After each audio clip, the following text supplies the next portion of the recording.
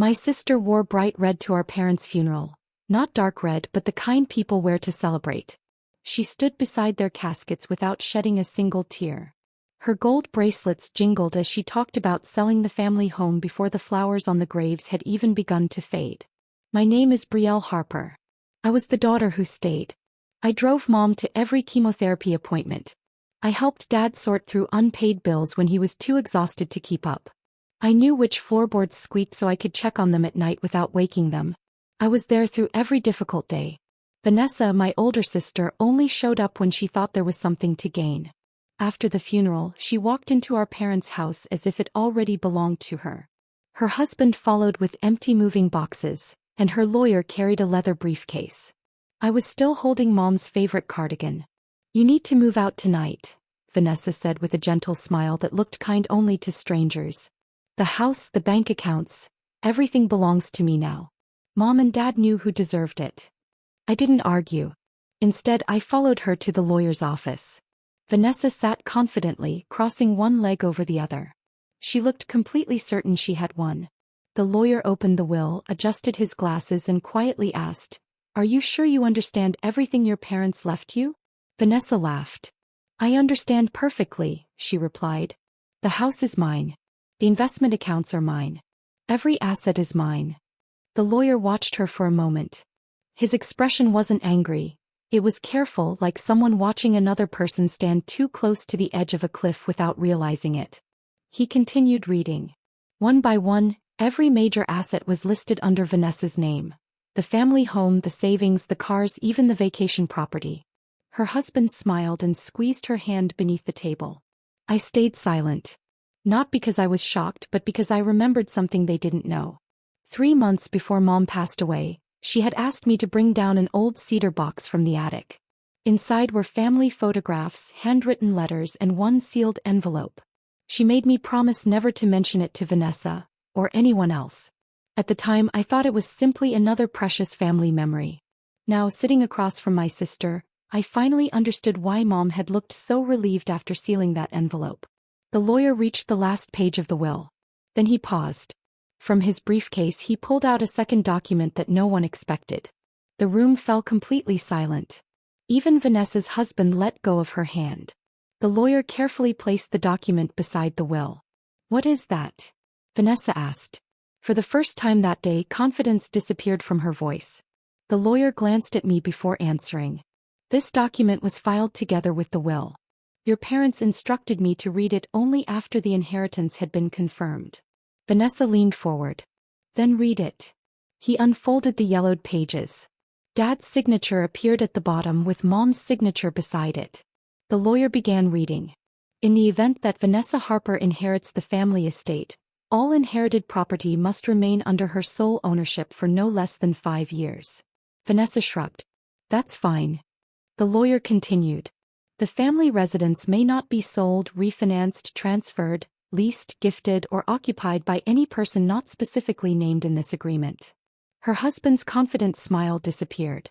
Vanessa slowly frowned. "What does that mean?" Vanessa asked. The lawyer looked down at the document. "It means your husband cannot legally live in the house." The room fell silent.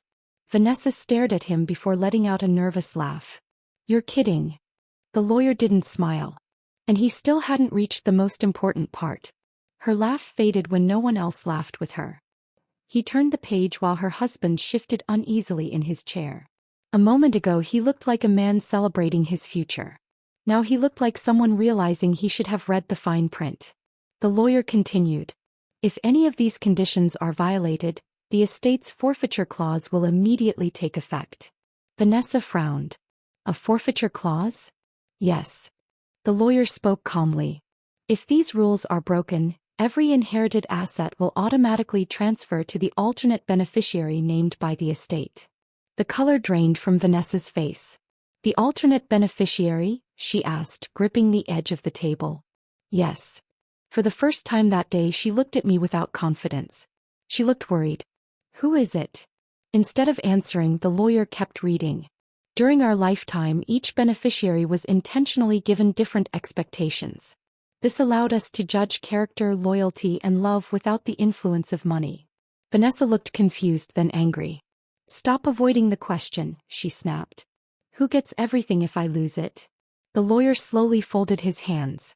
Then he looked directly at me. The alternate beneficiary is sitting in this room. Vanessa turned toward me. For the first time in years she looked afraid. I stared back just as shocked as she was. I knew about the sealed envelope Mom had hidden. I knew she had left behind a secret. I never imagined it was this. That's impossible, Vanessa whispered. The lawyer slid a copy of the agreement across the table. It is completely legal. Vanessa grabbed the papers and read them as fast as she could. With every line, her confidence disappeared. Her husband reached for the document, but she pulled it away without thinking.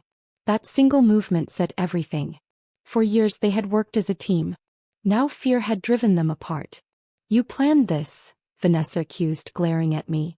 I slowly shook my head. I didn't even know. The lawyer cleared his throat. There is one more document. No one interrupted him. It is a personal letter from your parents explaining why they made these decisions. Vanessa gave a bitter laugh. Perfect. One last lecture from beyond the grave. The lawyer unfolded the letter. Dad wrote about sacrifice. About being present. About the people who stay when life becomes difficult. Then Mom's familiar handwriting appeared beneath his. As the lawyer continued reading, my stomach tightened. The next paragraph revealed a secret neither Vanessa nor I had ever known. The lawyer looked at the page and read aloud. Brielle, if you're hearing this, there is something we should have told you many years ago. My heart pounded. Neither Vanessa nor I spoke. 27 years ago, the letter continued, a judge finalized an adoption that brought you into our family. The words hit me like a wave. Adoption. I heard them clearly, but they didn't feel real. Dad's letter continued. From the day we brought you home, you were our daughter in every way that mattered. We wanted to tell you the truth, but every year felt like the wrong time. Tears filled my eyes. Not because I felt betrayed. Because every memory suddenly carried a new meaning. Every birthday. Every bedtime story. Every hug. Every moment of love. Vanessa sat frozen. She had just learned that I wasn't her biological sister. I wasn't related to them by blood. Then the lawyer read the next paragraph. Everything changed again. Vanessa, Mom had written, you spent years believing we loved Brielle more than you. The truth is just the opposite.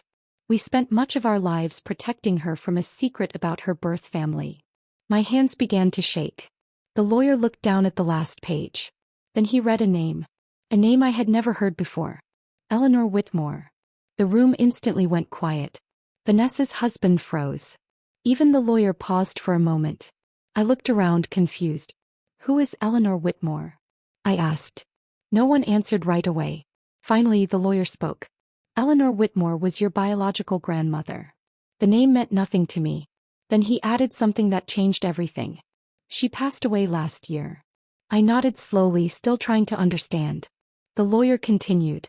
She founded one of the country's largest real estate companies, worth hundreds of millions of dollars. My mind went completely blank. Vanessa stared at me, no longer angry. She looked stunned.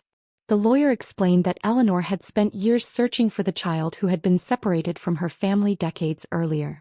That child was me. He found me, but too late. By the time she confirmed my identity, she was seriously ill. My parents had known the truth. They kept it secret because they feared that money would tear our family apart. Looking at Vanessa, I finally understood why. The lawyer opened one last file. Mrs. Whitmore left specific instructions. His voice became softer. If Brielle Harper remained kind and compassionate without ever knowing her true family, she would inherit my entire estate. Vanessa slowly closed her eyes. No one spoke. Then the lawyer revealed the value of the inheritance. The number was so enormous that the room fell silent. But the greatest loss wasn't the money. It was the relationship Vanessa had sacrificed while chasing it. No one moved. The silence felt heavier than the funeral itself. Vanessa stared down at the table. Not at the inheritance. Not at me. She was looking at the consequences of her own choices. For years she had believed our parents loved me more. She measured love by gifts, money, and promises of inheritance. Now she finally knew the truth. Mom and Dad had never been testing who deserved their wealth. They had been hoping their daughters would choose each other. A tear rolled down Vanessa's cheek. It was the first real emotion I had seen from her all day. "I thought they had replaced me," she whispered. I looked back at the letter. Every word was filled with love. Even the rules. Even the secrets. Especially the secrets. In time, the estate was divided exactly as the documents required. The lawyers handled the legal work. The news stories and headlines that followed didn't matter to me. What mattered was what happened after everyone else had gone home. Vanessa apologized. Not with dramatic speeches. Not with excuses. She simply told the truth. For the first time in years, we talked like sisters instead of rivals. There was no competition. No keeping score. No fighting over who deserved more. Kept our parents home. I used part of my inheritance to support the charities Mom and Dad had loved. And at last I understood the greatest gift they had left us. It was never the house. It was never the fortune. It was the chance to become a family again.